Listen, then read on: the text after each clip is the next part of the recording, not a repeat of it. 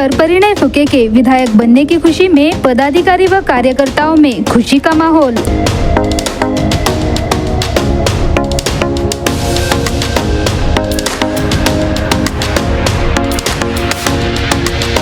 Doctor फुके को शुभकामनाएं देने नागपुर एयरपोर्ट पर उमड़ी भीड़।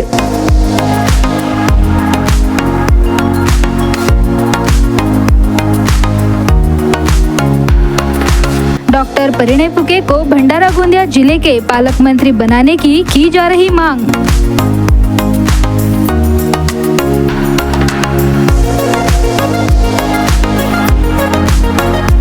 नागपुर भंडारा गोंदिया जिले के डॉक्टर परिणय फुके विधायक बनने के बाद पदाधिकारी और कार्यकर्ताओं में लाडले विधायक के लिए नागपुर भंडारा गोंदिया में खुशी का माहौल है। सभी जिलों में बैनर लगाकर और जश्न मनाकर डॉक्टर परिणय फुके को शुभकामनाएं दी गई है। इतना ही नहीं, जब डॉक्टर परिणय फुके इनका आगमन नागपुर एयरपोर्ट पर हुआ तो उन्हें शुभकामनाएं देने के लिए कार्यकर्ताओं की भीड़ उमड़ पड़ी। भीड़ को देखकर ऐसा लगा कि जैसे कोई बड़ा जश्न हो रहा हो। जब वह घर पहुँचे तो आतिशबाजी कर उनका स्वागत किया गया। साथ ही घर पर सभी पदाधिकारी, कार्यकर्ताओं, मित्र परिवारों ने उन्हें गुलदस्ता देकर शुभकामनाएं दी। इस माहौल को देखकर ऐसा लग रहा था कि भंडारा गोंदिया और नागपुर जैसे शहरों में खुशी की लहर दौड़ पड़ी है और विधायक डॉक्टर परिणय फुके के लिए दुआ और प्रार्थना के साथ मांग की गई कि इन्हें भंडारा गोंदिया जिले के पालक मंत्री के रूप में होना चाहिए, ताकि भंडारा गोंदिया जिले का थमा हुआ विकास चल पड़े और आम लोगों के काम पूरे हो। BS क्राइम इंडिया ने उस विधायक डॉक्टर परिणय फुके को हार्दिक शुभकामनाएं देता है और जल्द से जल्द पालक मंत्री बने ऐसी दुआ करता है।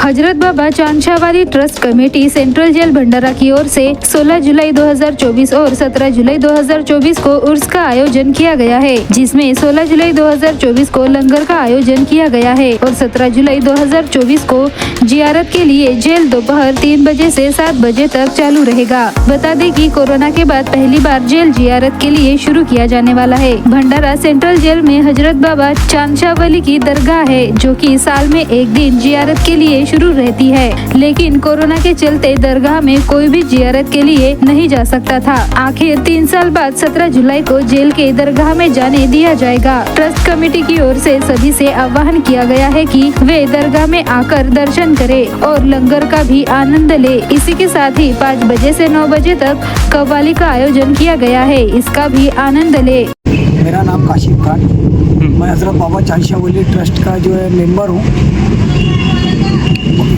ये ट्रस्ट जो है अपना मुहर्रम की 9 तारीख और 10 तारीख को मनाया जाता है हज़रत बाबा चांद वली का। ये भंडारा कारागिरों में ये दरगाह है और 19 की तारीख 16/7/2024 को मंगल के दिन लंगर का अपना इंतज़ाम है। शाम में चादर पोशी की जाएंगी। वैसे ही अपना क्या नाम है इसका 17/7/2024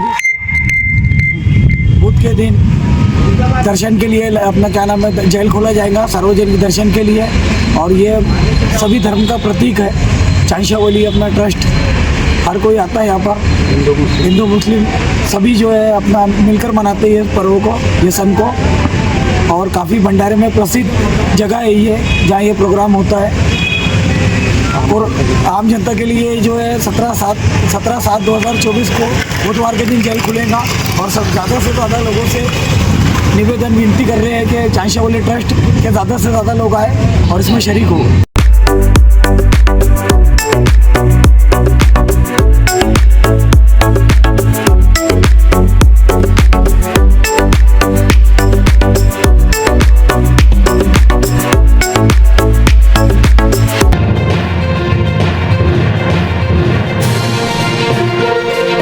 भंडारा शहर में मुहर्रम के 7वें दिन हजरत बाबा सैयद शाह ओलिया और हजरत मुरादो शाह रहमतुल्लाह अलैया का 66वां सालाना उर्स बड़े ही हर्षोल्लास के साथ मनाया गया, जहां कई लोगों में तबरुक चादर और कई चीजें पेश की। वही ढोल ताशों के साथ संदल निकाला गया और लुबान के बाद उर्स का समापन हुआ। इस समय कमेटी के अध्यक्ष सलीम खान, उपाध्यक्ष चंद्राकर कव्वाल, सचिव इमरान खान, सदस्य इरफान खान, गनी खान, अमन खान, इजाज खान और ललित सिंह उपस्थित थे।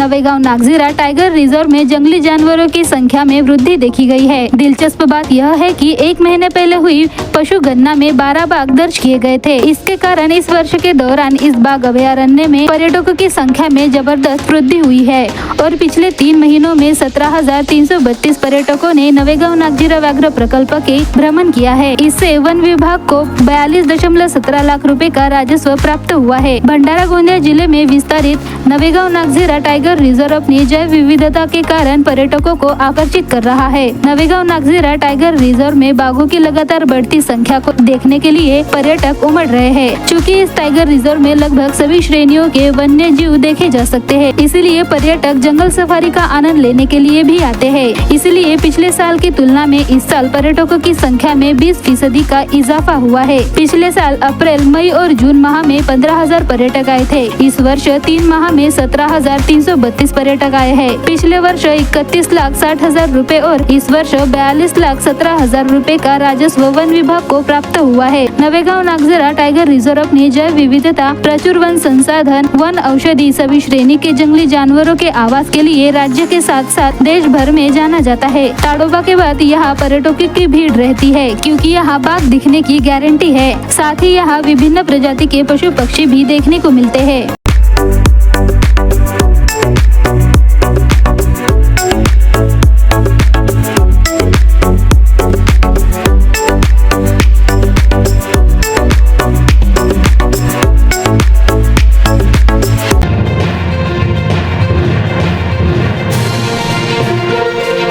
पुरानी पेंशन लागू करने की मांग को लेकर भंडारा जिले के त्रिमूर्ति चौक पर विरोध प्रदर्शन किया गया। इस दौरान प्रदर्शनकारियों ने यह भी चेतावनी दी कि रद्द की गई पेंशन लागू की जाए, नहीं तो काम बंद आंदोलन किया जाएगा। इस एक दिवसीय विरोध प्रदर्शन में बड़ी संख्या में विभिन्न विभागों के सरकारी कर्मचारियों ने भाग लिया।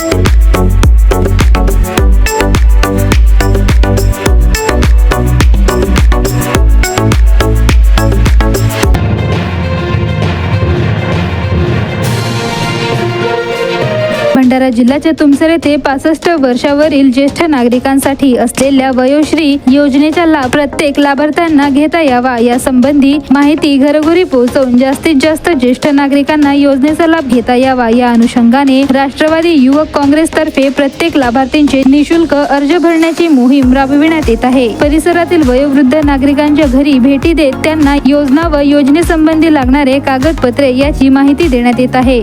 समाजहिताच्या या मोहिमेची सर्वत्र प्रशंसा केली जात आहे।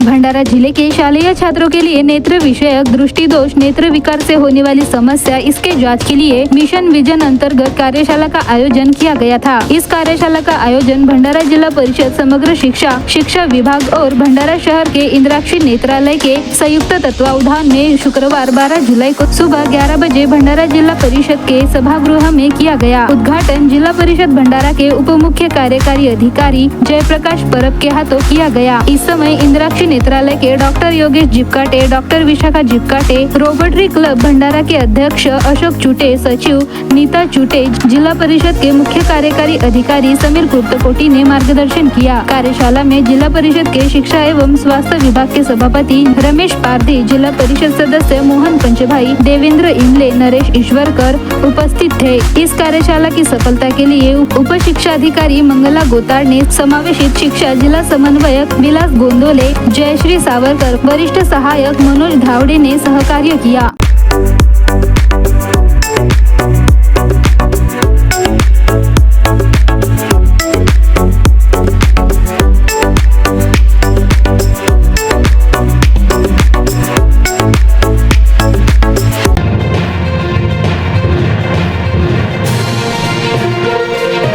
गोंदिया शहरातील व्यापारी फेडरेशन आणि गोंदिया शहर पोलिसांच्या वतीने चर्चा सत्राचे आयोजन करण्यात आले होते। या बैठकीत गोंदिया शहराच्या मुख्य बाजारपेठेत असलेले वाहतूक समस्या, अतिक्रमण, पार्किंग तसेच लॉ अँड ऑर्डर यासारख्या गंभीर विषयांवर चर्चा करण्यात आली असून गोंदिया शहर पोलीस ठाण्यात नुकतेच रुजू झालेले पोलीस निरीक्षक किशोर पर्वते हे याआधी देखील गोंदिया शहर वाहतूक शाखेत कार्यरत असल्याने त्यांनी येत्या काही दिवसातच गोंदिया शहरातील अवैध पार्किंग, अतिक्रमण यासारख्या विषयांवर नगर परिषदेचे मुख्याधिकारी यांच्यासोबत चर्चा करून समस्या सोडवून देण्याचे आश्वासन शहर पोलीस निरीक्षक किशोर पर्वते यांनी दिले आहे।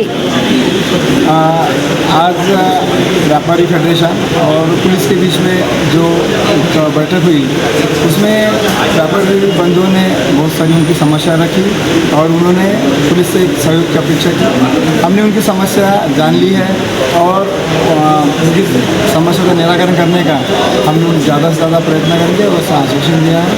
साथ में शहर के ट्रैफिक के बारे में उन्होंने बताया, हमने उनका सोल्यूशन दिए हैं। हम भी उनसे सहयोग की अपेक्षा करते हैं और उन्होंने पुलिस को सहयोग करने की जो बात रखी है तो मैं भी उनका धन्यवाद देना चाहता हूँ। गोंदिया शहर में अभी सीआई किशोर पर्वते साहब नए पुलिस निरीक्षक बनकर नियुक्त हुए हैं। आज से 3 दिन पूर्व गोंदिया जिला व्यापारी फेडरेशन ने श्री किशोर पर्वते जी का यहाँ स्वागत किया था और उसी दौरान एक चर्चा सत्र की भूमिका हमने यहाँ तैयार की।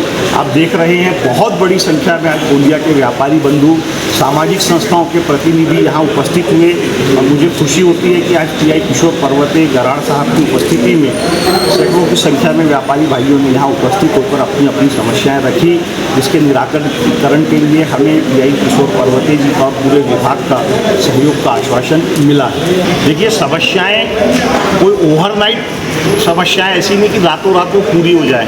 हमने चिन्हित किया समस्याओं को, हमने समस्याओं की तह तक जाने का प्रयास किया। यहाँ ऐसे भी मुद्दे उठाए गए जो सामाजिक सरोकार से जुड़े हुए मुद्दे हैं और जिनसे नौजवान अपनी जान गंवा रहे हैं। आज गोंदिया में चाहे ट्रैफिक की समस्या हो, गोंदिया के पार्किंग की समस्या हो, गोंदिया के अंदर यातायात और अतिक्रमण की समस्या हो, गोंदिया के लॉ एंड ऑर्डर की समस्या हो, लगभग हर मुद्दों पर पिछले 1.5-2 घंटे से यहाँ चर्चा करके हमने बहुत सारे विषयों को चिन्हित किया है और मुझे विश्वास है कि सीआई किशोर पर्वते जैसे कर्तव्यनिष्ठ अधिकारी के माध्यम से और गोंदिया जिला व्यापारी फेडरेशन जैसी जागरूक संस्था के माध्यम से हम गोंदिया शहर में एक बेहतर लॉ एंड ऑर्डर की व्यवस्था को निश्चित रूप से कायम कर पाएंगे।